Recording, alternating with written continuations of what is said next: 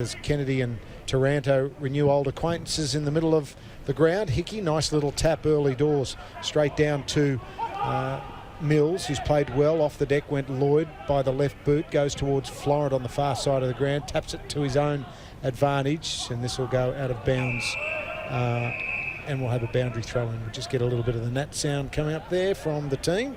Jimmy, good, welcome along. Oops, we've got to now Jimmy's microphone. Russ Barwick and Jimmy Bartell helping you through the second quarter of this game.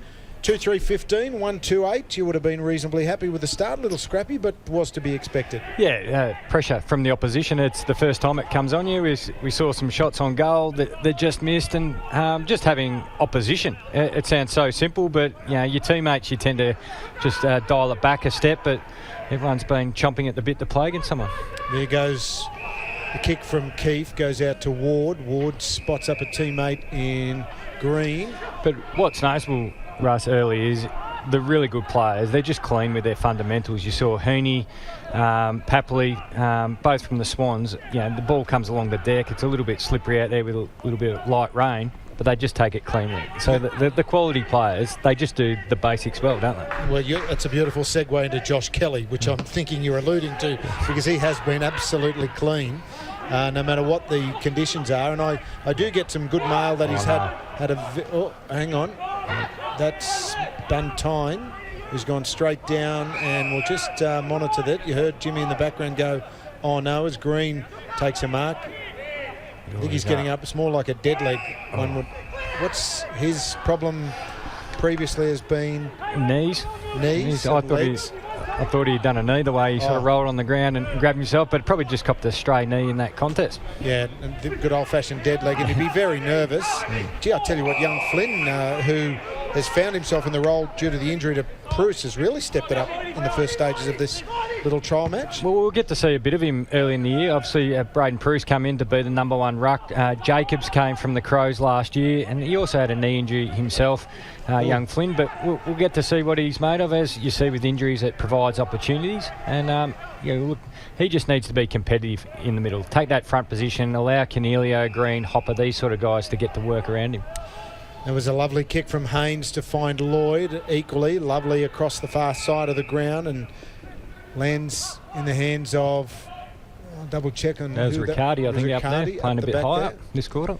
So Riccardi did well, and it's been some nice passages of play. Some of the young guns not so prevalent from the Giants' perspective. We'll see a few of those as we go in. Tanner Bruin is one of those players we were looking at. Connor Stone we haven't seen, I don't think, yet, or is he? No. He'll come on in around the third or fourth quarter, maybe a bit later on. So how are these guys tracking, you think, Jimmy? The young fella's pretty good. Tanner Bruin's been really impressive, our high draft pick. He's a bit different from a lot of our midfielders. You have a look at... call it, the types of inside mids we got, with Hopper, Taranto, Green. They're bigger. Even Cornelio likes to take that stationary position and work off his opponent, where Tanner Bruin is, they say in footy terms, has the fast feet. He likes to get in around the contest. He likes to use his quick feet to get out, find that free space. So he can provide a bit of a point of difference already in his early career. Yeah, there's a couple of young boys that we were talking to Tom about it, and you'd probably go back to when you first was playing, and you just know that some days you've got that opportunity, and no matter how much you try and grab the footy, it's just never coming your way, and then other days you've just got it on a string, I suppose. Yeah, and I think that happens with all players young in their career. It's closing that gap between your best and your worst, and that's what makes players 200 gamers, very good players, is there's a very small gap. And look, you only need to look at the Swans. Josh Kennedy, can you remember how many bad games he's played? Yeah, exactly. There's probably been 3 in his career. The gap is so small. And there's a lovely pass there from Blakey into Heaney. Now, Blakey's one of these Swans players that wants to play in the mids, wants to play high midfield, maybe even on the wing. So it'll be interesting to see what sort of game time he gets, because I was speaking before to Tom, the problem they had last year was simply kicking enough points to win games. They just didn't do it. Averaged under 60 for the year. And yes, you've got to adjust the fact that there was some injuries, and also the time of the games was very, very short in comparison to previous years, but still not a lot of points were being scored as Heaney leans back and misses to the right. But I think with his midfield time, and we saw early in the first quarter where he had a chain of possession from the half-back line where he got it 2 or 3 times. I think even though he comes out of the forward line, he can help them score more. Yeah, I know that sounds like I'm contradicting myself, but the ball movement. So he's a player, and we've seen him already early in his career. He likes to take the game on. So if he's up through the middle of the ground, he's going to take the game forward pretty quickly. That's a real identification of this new rule there, the 15-metre man on the mark, for want of a better term, for the kick-ins. The ball's almost reaching the centre circle. I suppose if you go back to some guys with really big kicks, Wilson from the Dockers, he'd be, and Zach Williams, they'd be kicking it inside the other half of the opposition team on a good day with a bit of breeze. Well, another Western Australian, Shannon Hearn, he'd be thumping it. But look, the AFL loves counting. There's they don't say it, but you be in these AFL meetings. They love counting the amount of times the ball goes back and forth across the centre line. Yep. So if the imaginary line are going across the middle, and this will just create that even more. But if I see one player who kicks it to the pocket, I'm going to scream, because last year they had that extra space and players still kicked it to the point post. It's literally going backwards. Yeah. And it's actually making it really easy. From the kick-in. The kick-in. Yeah. I get so frustrated when I see that. We get a 50-metre penalty. It's a 50-metre free kick, and it's an off-the-ball free kick, and looked like it's an off-the-ball kick against McCartan on Himmelberg. So probably holding off the ball, stopping the lead. Matt's got a couple of those off-the-ball ones. I suspect he's missed being in the limelight. That's my first AFL umpire's job for the year. There'll be many more to come. Harry Himmelberg is a really good player and had the pleasure of being in a forward line that was stacked with talent. Now is the key man, I suppose, with the Jeremy Cameron move across the off-season as he kicks the goal. The Giants now have 3-3-21 to 1 goal 3, and a different setup there from Harry, almost like the rugby league kicking style where they sort of lean back to get that momentum to go forward. It's routine. That's all you want from your goal kickers, to have the same routine each time. It's easy to diagnose then when you're missing them. But Himmelberg and Finlayson, they play really well as if you want to put him in a class of forward as a second forward, where Riccardi, even though he's young, he loves to take the goal square. He loves to play a lot more like the traditional key forward, loves to jump and launch at the packs, where the other two repeat leads, they diagonal lead, they get across the 50 really well.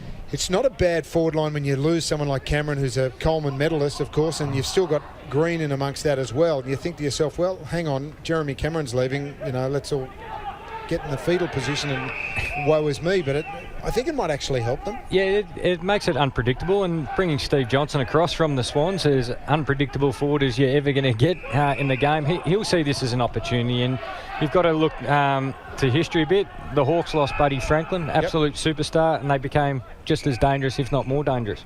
It's about opportunity for some, and about the setup as well. The key leading forward, the Tony Lockett style, Jason Dunstall, you mentioned, even Buddy. I mean, last year the Coleman medalist was Hawkins. Hawkins, I think. 49-something goals, not a huge amount of goals. I mean, remember when Jason and Plugger were getting 100 every time and running onto the ground when they scored 100. Yeah, it's all got to do to the system and the way you play and move the ball. So probably for the Giants this year, moving the ball a bit quicker across half-back, and we said that even for the Swans, you provide opportunities and you provide shots on goal. If you go really slow across half-back, you can have the best leading forward. You just give him no opportunity. That's a good mark there from De Boer. It's an interesting game for a tagger, and I say that with all due respect. The trial game's really not something that he wants to tag someone in. He just wants to probably get about there, or does he have to play that role in a trial as well? I think that's where he plays his best footy, and you want to run into form, don't you, going into round one. He started on the forward line, bit of a defensive forward. If he gets near Lloyd, he'll take him, but he's been good early, actually applying a lot of pressure. Certainly been a really good pickup when you consider he came across with Tendai Mzungu, I think, in a sort of a dual deal with the Dockers as he kicks his first goal, and the Giants now skip out to a handy lead, 4-3, 27-1, 3-9, so 18 points the margin halfway through this second term of this trial match between the GWS Giants and the Sydney Swans, ahead of the Amy Community Shield game. I think it's called the Community Shield Community Series game next week and that'll be between the same two teams just because of the COVID protocol. So we'll see how that pans out. But yeah, the boys, really, I think, been huge value when you consider it wasn't one of the huge draft or transfers in the market when it happened. It was one of those ones. He said, we got De Boer and Mazunga. Yeah, and he was a good forward for the Dockers. He played a really good role there. When he came to the Giants, he moved on ball, played as a tag and been a very successful tagger, actually, when he's been playing for the Giants. But it's also the stuff he brings with leadership, the way he trains, he role model for the young players. So it's been just more than his on-field stuff that's been a great benefit to the Giants. Speaking of great, Josh Kelly just looking absolutely great. The way he just cleared that one on his own, off the right boot. Missed the target, but still was good to watch as Sinclair and Flynn go hard at it. Comes out to that man again. Kelly thumps it towards Himmelberg. Good work there, Melican. Did the spoil. Green with a little left foot snap. Needs the left-hand bounce. It didn't quite happen, and it's a minor score. But they move ahead to a 19-point margin. Hope you're enjoying the coverage. Russ Barwick alongside Jimmy Bartell. How would you go in this new scenario, Jimmy? You reckon you'd still handle yourself beautifully, even though the rules are meant for fast, tall midfielders? I don't know. Not right now, of course. I'd be far too slow and too old, and I think we'd both ping a hamstring out there, wouldn't we? I'd ping a hamstring getting out of bed. But I think you'd be okay. Don't worry about that. As one of the Swans new boys gets his boot on the ball, and Goulden goes long with that kick. Flynn off the pack was nice. Ward, who I noticed starting on the wing, that might just be because they've got a few mids, or is that a positional change? Is there anything that's positional in the off-season that you've spotted, or you can lead us into? Ward and that midfield group, when you've got so many of them, you've got to play another position, and at different stages you can play wing, but you see immediately once the centre bounce happens, he's on ball, so the wing plays a lot tighter these days. It was almost a get and go from Papley as Cornelio just weaves his way through the pack. Goes long, inside 50, but it's a good mark to McCartan going back courageously. He's got Sinclair and he's also got Blakey, chooses the ladder. So chips it out, and again we see the players on the mark. What do you think of that new rule? I spoke to Tom about it and he was saying that it'll just take some adjusting, but... Yeah. We saw a couple early, especially when... mark just outside 50. Naturally, as a defender or a midfielder getting back, you want to block off the corridor so they can't wheel and go. But look, first couple of rounds we're going to see the odd 50 and we're all going to be upset about it, and then by about round 12 it'll just be part of our game. Yeah, certainly will. Footy in Melbourne, you obviously spend a bit of time in both places. Has it given you the feeling? A mate of mine said the other day that Melbourne is still very, very quiet, still scared to go out because of the COVID and the lockdowns, and they've had so many lockdowns, and we really feel for them because we've only had the odd one here.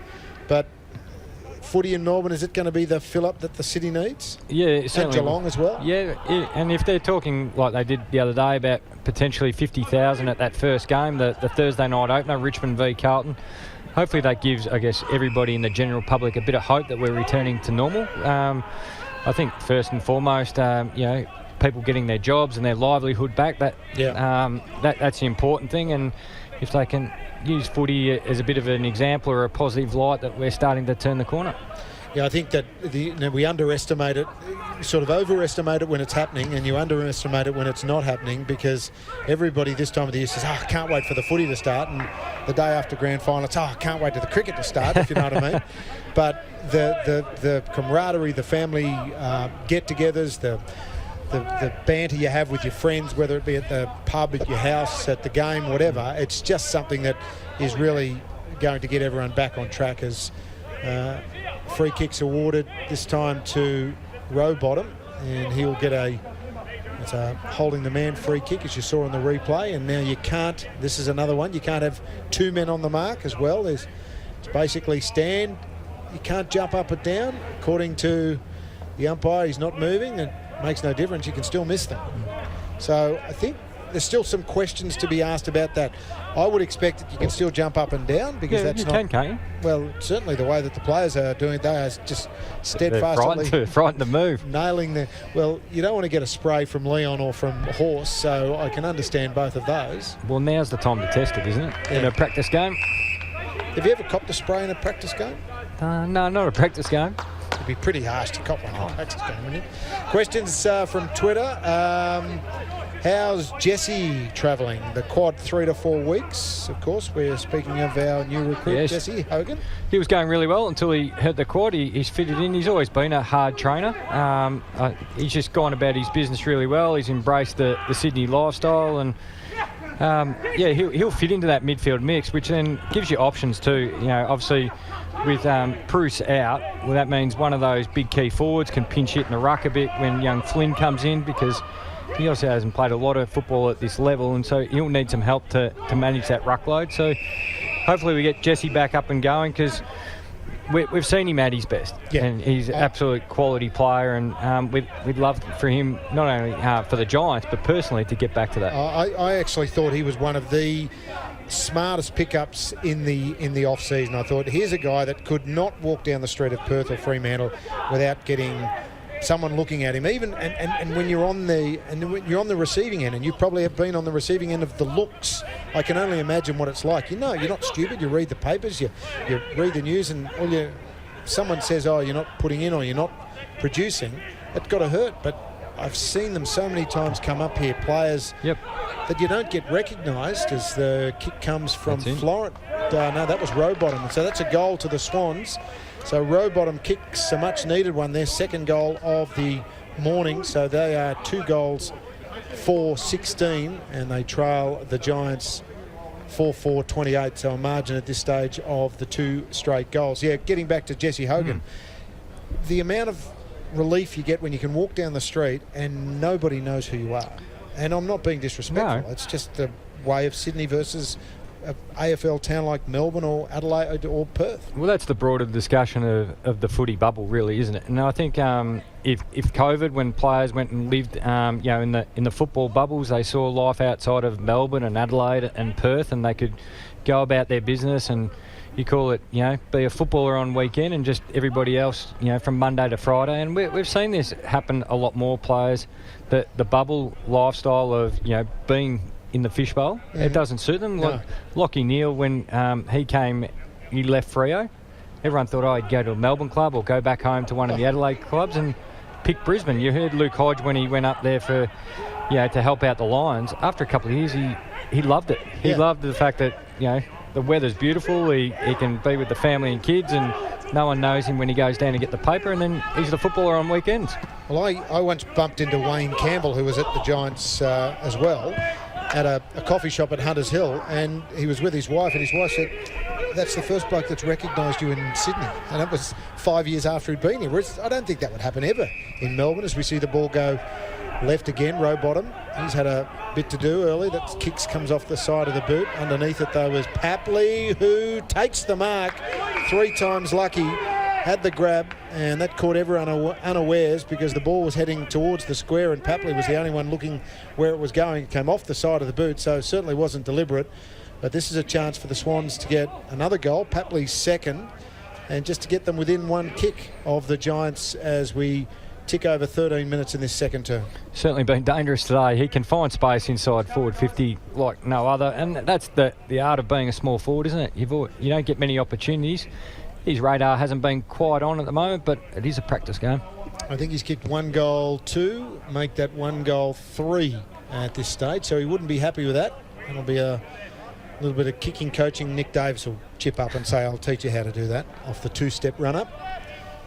So, life is a little bit different at the moment for some of these, but Jesse Hogan, I think once he gets on the track, he could be the find of the season, just to reinvigorate his career in a place where he can just concentrate and having a bit of a kick and having a bit of a laugh when he's not doing footy, which I think will suit him, as we see a massive kick in from the Giants. Goes the best part of 60 plus the 15 head start as wheels back inside 50. Mark Tahini has been paid eventually by the umpire.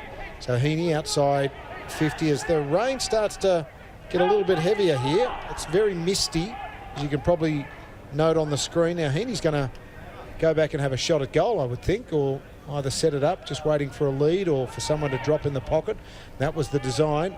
That someone is Reed, but the fist came from Keith, and it was nice. Cornelio there at right back pocket.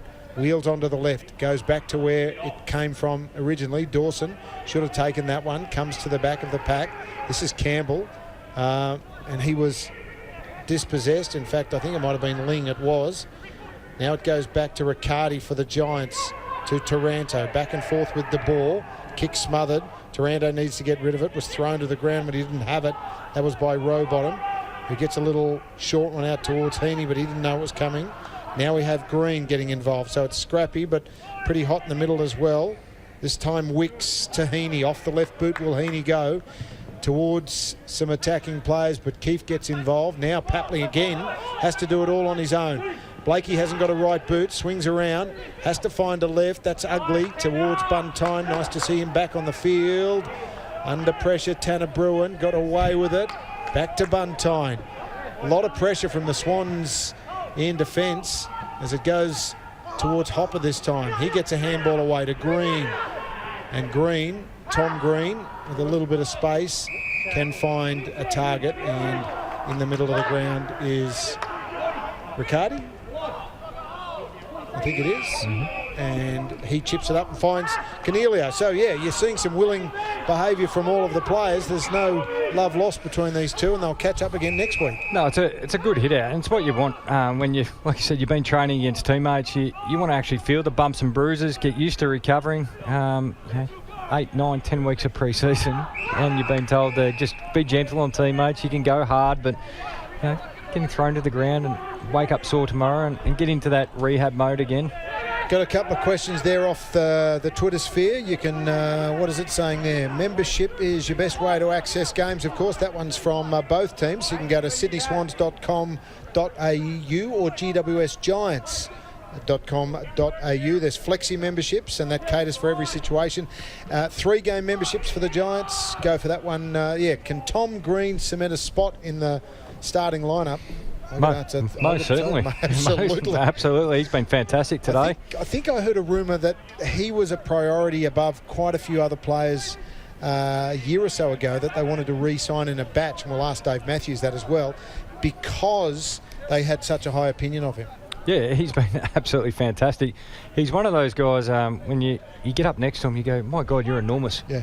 Look, he's a monster, and people talk about Paddy Cripps and those sort of guys, and Nat Fyfe, their size around the ball. Now, I'm not saying he's Cripps or Fyfe, so we can settle down, but yes. I'm just talking about the physical. Sydney, remember, it's not Melbourne. Yes. The headline in the paper. Yes. Jimmy Bartell says he's the new Paddy Cripps. No, it's just the physical size of them. When they get around the ball, they can, push their way to the best position. They're light on their feet for big guys, and they win that first possession, which is so vital. What do you think of the other big news that Dustin Martin's going to sign with Sydney? How many years? What, 10-year, $20 million deal, Loretta? That'd be so. That's unders. He'll be 41 when he finishes playing. Yes. Fantastic. They find a headline, don't they? But you do have to admire what the Swans have done in their history. They've got big names up there. You go back to Plugger, Barry Hall, Buddy Franklin. You get the big names up, and it sells memberships. It drives people through the gate, and also keeps you pretty successful with all those finals campaigns that you've played in your history. Kirk Tippett was another one that was... he was signed, but we just didn't see the best of Kirk at Sydney. At Sydney. He had all those injury woes. So there's been a few that have worked wonders. There's like everything. Greg Williams was another one going back. Oh, there's a few going back in the day. Yeah. Jared Healy, probably one of the all-time ones, of course. Don't forget Jared, he remind you. Toby Green has a shot on goal, and that's a handy one for Green. He'd love that as well as much as anyone. And Green kicks a goal for the GWS Giants. So they go to 5-4-34, and the Swans now 2 goals, 5-17. I'm not sure if the clock is right, because... No, it's been stuck on that for a while. 13 minutes and 8 seconds for about the last 13 minutes and 8 seconds, I think. So I think we're very late in this quarter as the mist starts to get a little bit heavier here at Giants Stadium. So at the moment, it's a slight lead for the GWS Giants. Nothing too major, 17 points at the minute, but we've still got plenty to come. And there's Chad Warner going on for the Sydney Swans. I think that's his first appearance so far today. We'll see a few of these young guys now start to make an appearance both over the next quarter or so. Flynn looks very likely and seems to have taken the next step, certainly of what we've seen. And I think it's a good thing that you're not probably going back to Shane Mumford in the early stages, because you know what Mummy's going to give you. You've got to see what these young blokes give you. We do, and he's been 6 years on the list. Obviously, he had a year was wiped out with a knee injury as well, but you've got to play them. You've got to find out about them. You also got to give them confidence. As we know, you need a few games to find your feet. If we can get another ruckman too, when Braden Bruce comes back, you want competition for spots as well. It's been pretty good today. He's just probably been found out in a couple of contests with experience against Hickey, who's just the more experienced ruckman, and he'll learn all those little tricks of the trade that ruckmen seem to have. Well, they tell us they have. Hickey's been with St Kilda and the Suns and the Eagles. 4 clubs. Yeah, so he certainly is a journeyman, as you get labelled. That is as journeyman as it gets. And you've got to, as you say, you've got to give him confidence. The last thing that he wants 6 years in the system is to not get a shot in a trial game when the bloke he's competing with is 106 and has played for... well, he played with you, didn't he, Mummy? He started with me down at Geelong on the Geelong rookie list. What's he like? Big Shane. He's one of one Shane Mumford. Weird cat is the word I get told. Yep. And apparently, Mummy, when we were finishing a game in Canberra, I used the story when everyone goes to the Qantas Lounge or the Virgin Lounge and you might grab a beer, you might grab a juice. Mummy went the red wine. He's certainly been cultured since he's come up to Sydney, because for Shane Mumford, I know at Geelong, that would have been a Southern and Coke, I think. Not too much red wine in Geelong? No, I just don't think Shane's palate was at that stage of his life. Looking for it, exactly. Another nice kick in, this time marked by the Giants, and they play on. Lloyd chipping in and taking a nice chest mark just outside the centre square. So how crucial for all of the players. They just want to get their hands on the footy and get a couple of kicks and get a bit of confidence, don't they? They don't want to walk away from here saying, I didn't get a kick, I hardly got a touch. And it's also, remember the first 5 or 10 minutes of the practice game after you've done pre-season for 3 months, and you go, I don't feel like I've done pre-season. You almost need to... Yeah, you need to blow all those cobwebs out from just not playing competitive football for about 6 months. So another behind to the Swans. So they've kicked their fair share, 2 goals, 7. Not sure of the time. We've had to reset the clock. So we'll try and get some sort of an idea of where we are with the time from one of our many minions that are running around here doing plenty for us. I think Harry Perryman will learn from that kicking. He's actually kicked it where it's been marked shorter than the man on the mark, who's been moved back. If you've got a 15-metre man on the mark... It's 20 metres. It's now 20, isn't it? It's 20. So you've got a fair indication that if you don't kick it that far, it's play on. If the bloke you kick it to is still in front of the man on the mark... Oh, Taranto's in a bit of trouble here. Got away with it, but kicked it out in the full. That was really good defensive work there from... Young Ling, is it? Yes, Matthew Ling. He's seen a couple of things from Ling that Swans fans will be happy with. He's got some speed to defending the lead. He's defended different types, so he's got Taranto there, but I've seen him pick up Himmelberg a few times. So. Well, they must have an opinion of him. He debuted last year, round 8 against Hawthorn, but has had a heap of problems. High draft pick. Toe and Achilles injuries over his limited career, so let's hope he's injury-free. We hope everyone's injury-free. Hickey gets down on all fours to grab that, comes up, ends out with Parker, who goes laterally to Lloyd. He can play on, chips it for the running Blakey. Lloyd giving him a little bit of trouble, but well done by Blakey to keep it in. Could have easily just watched it go over the boundary line. Lloyd back by hand. That was good. Found Xavier O'Halloran. Might get your opinion on him shortly, Jimmy. That looked high, but the umpire said you're on the ground, so it's play on the call and you might be pinged. You are. And that was McCartan, dragged it in. So Xavier O'Halloran, 33. Ben is about to see Bruin give it off to Smartley, give it off to Josh Kelly. And here's an opportunity for, that was Riccardi, I should say. Up forward and was interfered with. The play on call and the goal has been scored. I think it was Taranto. So another goal to the Giants. And they've skipped away to a 21-point lead here at Giants Stadium. Looking at that on the replay, he looked to be a bit of a Tiggy Touchwood free kick. Front on contact. So you think it was there? Oh, umpires went now, because obviously... Well, you've got the 3 umpires. They see the marking contest, especially deep on the goal square. As soon as you turn around or you make any contact with someone at the front, they immediately pay it. But look, you've got to have your eye on the ball coming in. You can't even really turn around now. Yeah. But O'Halloran, he's another one of those midfield types from underage footy who won a lot of the ball. But when you come to an AFL club, you've got established midfielders. You've got to find another position to play. So you've got to be a midfielder and so he's just finding what he's and is. He spent time at half forward, out in the wing and half back. And if he can be more than serviceable in those, he'll just keep getting picked. And then your midfield minutes increase. It's better trying to find your midfield minutes while you're in the side and not having to go back to the second level. And there's another one I just saw of these younger players. The siren goes in the background, young Jack Buckley. So you've got Jack Buckley, Xavier O'Halloran, Shipley, Shaw, Connor Iden we've seen before, of course, Kieran Briggs, Cameron Fleeton.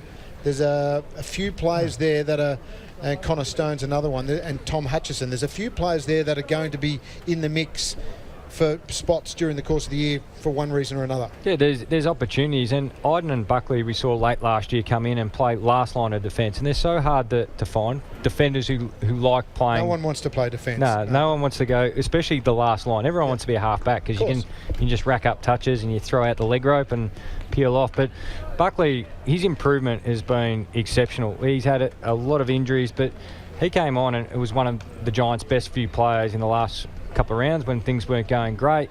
Like I said, he can play last line defence with Iden. They're big, they're athletic, and those sort of guys that we mentioned with Ling, if they can stay in that position last line and they don't have to keep moving from the matchups and wait for the matchups to come to them, they're valuable. So it means they can play tall, small, play on the big marking types or the leading types, and those two guys can do that.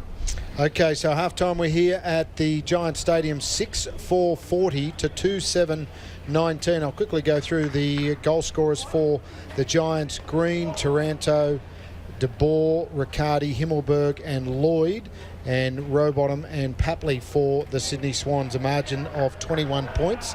From a Giants perspective, a pretty solid first half of football there. Yeah, it's been good. The conditions have been a bit tough, as you've called it. It's probably a bit hard to see on the screen, but here it's pretty misty and the ball's slippery. It's a great deck to play on, but they've been clean. They've tried to move the ball a bit quicker. They're outnumbering the forward line's been really good, which has allowed them to play the game a bit more in their forward half, and that's probably the big room for improvement off the back of last year, playing the game a bit more in their half and not waiting in their back 50 to turn it over. From the flip side, if you're on the Sydney Swans team and coaching staff, what would you be saying?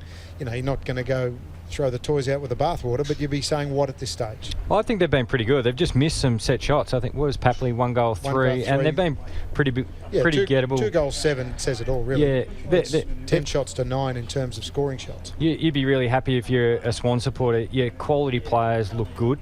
Kennedy, Papley, Blakey's look good coming up the ground. You looked at their forward line when they went out there, and you had Reid, Haywood, Papley, Heaney. Heaney's been sensational in the first half, and then the guy sitting in the stands, Lance Franklin. That's an extremely potent forward line. We always know the Swans' defence is going to be tough. Rampy's not playing. They're hard to score against the Swans. They're always well organised. Sydney look good. Yeah, so both sides have obviously started. From here to next week, what are you expecting? Just a bit more intensity for the first of the trial games, the first and only trial game, really? Well, you got the list in front of us. There's about 50 players for each, so I think they'll cut those lists down, and that increases the intensity, because not only the competition against each other, there's a competition within. So they're all you mentioned there's a number of players who are looking for those opportunities. The senior players, they know they'll be there. We might see a couple. There might be 2 or 3 guys at each club competing for one spot. So that intensity dials up again. Okay, Tom Hickey, one of the key players for the Swans. They've had horror run with injuries and the like with their ruckman. Callan Sinclair was absolutely fantastic, but he's not your key ruckman. No. He's your chip-in ruckman and your centre-half forward, high-marking forward that gives Buddy a reason to lead left, and he can drop back into the square. So Tom Hickey's a real keeper for the Swans. And he's played a lot of game time, and I think that's an important thing. If he can be that... He's very fit. He seems to have run a lot. If he can play that 80% game time, it means you can leave Sinclair as the deep option. I mentioned that forward line that went out, to start the game. You have Sinclair coming out of the goal square. He can do the forward line rucking. Much in the way Richmond did a couple of years with Nankervis. He'd just go almost had the electric fence on the forward 50. You're not allowed to bring up Nankervis when you're talking about the Sydney Swans. You do know that. Well, I'm sorry, you had to pick one. You couldn't have 5 ruckmen on your list, but there's almost an electric fence on the forward 50. They just stay out. They get a bit of a rest. Sinclair can do the forward 50 ruck, but what he does provide is a target. And we've seen him have some big games for the Swans when he's played predominantly just as a forward. Jimmy, in terms of this year, what are you hopeful from the Giants' perspective? If you were crystal balling, what would you like to see happen? Oh, you expect finals. I know everyone mentions the players that went out, but you've called a number of them. There's still quality on every line. Yeah, I don't think that the loss of Jeremy Cameron is going to be as massive as it was when I think Geelong have got just equally problems to try and fit him into the place. Yeah, but he can play well off Hawkins, and that's Geelong, how they fit it in. They've added other players, experienced players. But from a Giants point of view, Taranto missed most of last year. Injuries have been an issue. These players who have been injured look fit. They look ready to go. They're actually out here having a hit out. Get a few more back. Braden Preuss through the middle of the year. Lockie Whitfield comes in the side. He's not out there today. Phil Davis adds a little bit more experience. And there's still a lot of quality there that should play finals. Yeah, you start to think, okay, if those 3 or 4 blokes are back, and yes, you're probably going to lose 2 or 3 through injury along the way. That's just the nature of the beast. But you start to think, how do I fit this into a 22? And it's going to be difficult for plenty of these teams to try and do that. Appreciate your time. Don't forget, GWS membership, best way to get access. You can have the Canberra membership. You can have all sorts of things. I'll look into the camera. You can have the Canberra membership. You can have the Sydney-based membership. Families, corporate, you name it, you can get involved. And I will say, the corporate sector here at Giants Stadium is absolute peach. It's the best. It's one of the, I think it was voted the best place to watch footy at. The crowds aren't 50, 60,000, we know that, but it is a fabulous place to come out, plenty of parking. So GWS membership, just go to the Giants website, click on the button and get involved as we see some of the younger players starting to do exactly that. And they'll be gearing up shortly and having a crack in the last 2 quarters of the game. Is there any one particular player that you're keen on checking out over the next sort of hour and a half? I've just enjoyed watching some of the young players, the new draftees. You want to see how they fit. I've seen enough video of them, but you want to see them live and where they'll fit in the mix, or the midfield mix, or up forward. I've enjoyed watching this kid Connor Stone, the St Kevin's captain from previous years. St Kevin's are becoming a little bit of a factory out of Melbourne. Tim Taranto is an ex-St Kevin's kid as well. It's like the Godolphin stable of kids going to play football. You know that it's well bred normally, and they know their stuff. But we look forward to seeing quite a few of those around. And of course, the Giants' first game v St Kilda here on March 27. That's 1:45. The Adelaide Crows, March 27. The week before is against the Saints. St Kilda here for the GWS Giants. We're going to take a short break. We'll come back and have the second half of this match. At half time, it's the Giants leading by 21.